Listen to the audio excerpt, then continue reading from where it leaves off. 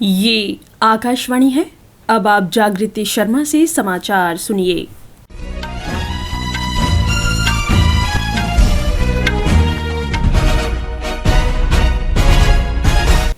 प्रधानमंत्री नरेंद्र मोदी ने कहा है कि वीर बाल दिवस मनाने के साथ ही देश की आजादी के अमृत काल में नए अध्याय का आरंभ हुआ है। नई दिल्ली के भारत मंडपम में वीर बाल दिवस कार्यक्रम में श्री मोदी ने कहा कि गुरु गोविंद सिंह जी और उनके साहिबजादों का साहस और आदर्श देशवासियों के दिलों में प्रेरणा और ऊर्जा का संचार करते रहे हैं। भारत को युवाओं का शक्ति केंद्र बताते हुए प्रधानमंत्री ने कहा कि देश में स्वतंत्रता संग्राम के समय इतनी अधिक युवा शक्ति नहीं थी। उन्होंने कहा कि आने वाले 25 वर्ष युवाओं के लिए नए और बड़े अवसर प्रदान करेंगे। अर्थशास्त्र हो, विज्ञान, शोध, खेल या नीतिगत मामले, हर मोर्चे पर भारत नई बुलंदियां हासिल करने का प्रयास कर रहा है। प्रधानमंत्री ने कहा कि पहली बार वीर बाल दिवस पिछले वर्ष मनाया गया था। इस अवसर पर महिला और बाल विकास मंत्री स्मृति ईरानी ने कहा कि बेटी बचाओ बेटी पढ़ाओ केवल नीति तक सीमित नहीं है, बल्कि ये अब एक उद्देश्य बन चुका है। नौसेना ने अपने बेड़े में नवीनतम स्टील्थ गाइडेड मिसाइल विध्वंसक युद्धपोत इम्फाल को शामिल किया। मुंबई में आयोजित समारोह में रक्षा मंत्री राजनाथ सिंह मुख्य अतिथि के रूप में शामिल हुए। श्री सिंह ने कहा कि इस युद्धपोत का नौसेना में शामिल होना आत्मनिर्भर भारत का जीता जागता प्रमाण है। बंदरगाह और समुद्र में व्यापक परीक्षण के बाद इस वर्ष अक्टूबर में स्वदेश निर्मित युद्धपोत नौसेना को सौंपा गया था।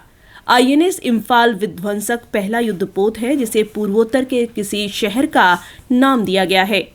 स्वतंत्रता संग्राम में मणिपुर के बलिदान और योगदान के प्रति ये एक सच्ची श्रद्धांजलि है। सरकार ने कहा है कि स्टार्टअप ने विभिन्न क्षेत्रों में 12 लाख से अधिक लोगों को रोजगार के अवसर मुहैया कराए हैं।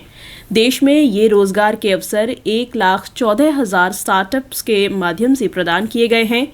वाणिज्य और उद्योग मंत्रालय ने बताया कि भारत इस वर्ष वैश्विक नवाचार इंडेक्स में 40वें पायदान पर पहुंच गया है, जबकि 2015 में भारत 81वें स्थान पर था। मेक इन इंडिया अभियान के दूसरे चरण में भारत को विश्व में विनिर्माण का केंद्र बनाने के लिए 27 विभिन्न क्षेत्रों पर ध्यान दिया जा रहा है। सरकार मौसम के बारे में लोगों को जागरूक करने के लिए पंचायत स्तर पर बहुत जल्द मौसम संबंधी सेवाएं शुरू करेगी। पृथ्वी विज्ञान मंत्री किरेन रिजिजू ने आज नई दिल्ली में भारतीय मौसम विभाग के 150वें वर्ष के अवसर पर लोगों का अनावरण करते हुए ये जानकारी दी। उन्होंने कहा कि भविष्य में मौसम विभाग की भूमिका बहुत महत्वपूर्ण होने वाली है।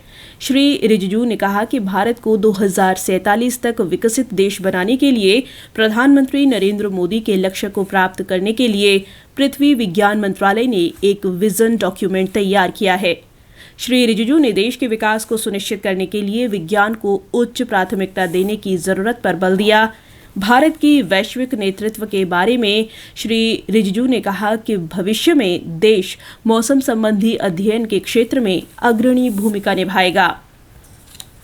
प्रधानमंत्री नरेंद्र मोदी कल वीडियो कॉन्फ्रेंसिंग के माध्यम से विकसित भारत संकल्प यात्रा के लाभार्थियों को संबोधित करेंगे। इस कार्यक्रम में देश भर से विकसित भारत संकल्प यात्रा के हजारों लाभार्थी शामिल होंगे।